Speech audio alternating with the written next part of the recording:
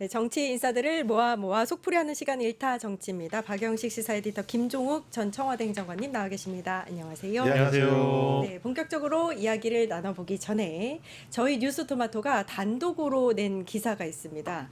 기자를 연결해서 좀 이야기를 들어볼 텐데요. 대통령실이 윤 정부 시절에 임명됐던 별정직 공무원 80여 명에 대한 문제를 제기한 적이 있었죠. 지난 16일자로 전원 면직한 것으로 저희 뉴스토마토가 확인을 했습니다. 관련해서 취재를 한 기자를 연결해서 이야기 나눠볼 텐데요. 면직 대상에 이른바 김건희 라인으로 불리는 용핵관이 포함되어 있다, 이런 얘기가 있습니다. 한동희 기자 연결해 보겠습니다. 한동희 기자. 네, 그렇습니다. 취재 결과 대통령실은 지난 13일과 16일 두 차례에 걸쳐 윤석열 정부 어공들을 전원 면직했습니다. 규모는 80여 명인데요. 정권이 바뀌었음에도 윤석열 정부 어공들이 사직하지 않으면서 이재명 정부는 인력난을 겪어야 했습니다. 새로 임명해야 할 자리를 이들이 차지하고 있어서인데요. 이 때문에 대통령실에 파견된 공무원 한 명이 과로로 쓰러져 응급실까지 방문하게 됐습니다. 당시 이재명 대통령은 무거운 책임감을 느낀다고 했습니다. 결과적으로 대통령실은 어공들을 면직하면서 내란 청산도 일정 부분 이뤄냈습니다. 이번에 면직된 명단을 보면 이른바 김건희 라인으로 불리는 인사들이 있었습니다.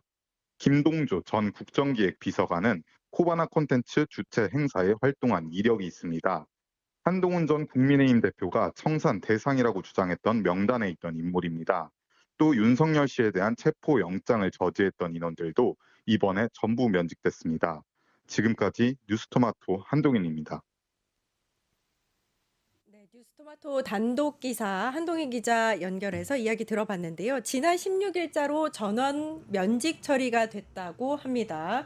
이게 이제 그러니까 내란 청산 작업이 본격화됐다, 이렇게 의미를 둘 수 있을까요? 어떻게 보세요? 네, 뭐 이제 김건희 라인이나 윤석열 라인이나 혹은 이제 친윤 라인이라고 불리는 별정직 행정관들 대다수가 이제 면직이 된 거니까 이제 남아 있는 80명이죠. 그러니까 일을 하지 않고 월급을 받아가고 있는, 세비를 받아가고 있는 사람들을 배제했다라는 것은 결국에 저희 앞서 기자님께서 설명해 주신 대로 어쨌든 내란 청산이라는 중요한 의미를 갖고 있습니다. 근데 청산이라는 것이 이번이 이거 했다고 끝나는 게 아니잖아요. 지금 내란 특검이 가동되고 있고 내란 진압의 과정에 이제 시작이라고 봐야 되겠죠. 이제 마중물 정도라고 저는 생각을 하고 있고요. 대통령실마저도 사실 이런 일을 겪지 않았어야 되는데 무려 80명이라는 어공이 본인들이 소위 이제 알바키처럼 일은 하지 않으면서 월급을 받아간다라는 거는 국민들의 공분도 샀던 일이고 당연히 청산돼야 마땅한 일이라고 보고요. 뭐 일부 방송을 보니까 뭐 어떤 정부에도 그랬다, 과거에도 그랬다라는 식으로 관행이라는 표현을 쓰더라고요. 나쁜 관행은 없애야 되는 겁니다. 이 지금 일도 안 하는데 월급 받아는 게 관행이라고 하면 어떤 국민이 그걸 좋은 관행이라고 받아들이겠습니까? 저는 그렇게 생각하고요. 어쨌든 이렇게 80명 어공의 전원 면직을 받게 되면서 뭐 대통령실은 어쨌든 국정 동력을 또 확보할 수 있는 가능성이 있는 것 같아요. 왜냐하면 이 80명이 빠진 자리를 또 다른 인물로 채울 수 있다라는 당연한 귀결이 될 테니까 일단 한번 좀 지켜봐야 될 것 같고요. 과거와의 단절과 동시에 아무튼 국정 기조와 맞지 않는 인물들은 단호하게 내치는 것이 필요하다고 생각했는데 잘한 대처라고 생각하고 있습니다. 사실 내란 정부의 사람들이 대통령실에 남아있다고 생각하니까 너무 뭔가 찝찝했는데 한 번에 딱 청산이 되니까 그나마 좀 시원하다라는 생각도 들고요. 그러니까 이제 내란의 본체잖아요. 따지고 보면 수사 대상에서 전혀 수사가 안 된 대상들이고 3년 동안 국민들이 얼마나 고통받았습니까? 고통받게 한 또 몸체가 용산일 수밖에 없는데 거기에 있는 사람들이 정권 교체에 대한 열망으로 정권이 바뀌었으면 비서실장이 사표 다 모아가지고 일괄적으로 처리를 해야 되는 게 맞는 거죠. 근데 그 처리를 안 했다고 얘기하는 건 소위 새로 들어올 정부에게 죄를 뿌리려고 하는 행위였다라고 하는 생각이 들기 때문에 내란 문제에 대한 국민에 대한 반성은 할 생각은 하지 않고 오히려 새롭게 등장할 정부의 앞길을 막는 행태를 벌인 거기 때문에 저는 매우 안 좋은, 매우 문제가 많은 거란 생각이 들고요. 이제 문제는 좀 빨리 인사 검증이 돼가지고 이 청와대 들어간다고 하더라도 바로 임명되는 게 아니라 인사 검증 절차가 분명히 있습니다. 또 약간 이것 때문에 시간이 지금 지체된 측면이 있는데 빨리 인사 검증을 해서 대통령실이 제대로 된 정원을 가지고 내란 문제부터 시작을 해서 민생회복 문제까지 좀 잘 일할 수 있도록 그 계기가 만들어졌으면 좋겠고요. 좀 이런 모습들에 대해서 좀 국민의힘도 좀 반성을 했으면 좋겠어요. 이런 일이 있으면 국민의힘에서 논평 같은 걸 내가지고 빨리 정리해라, 뭐 하는 거냐라고 얘기하는 게 상식적인 거지. 저런 얘기 계속 안 하니까는 국민의힘도 의심받는 거 아니겠어요?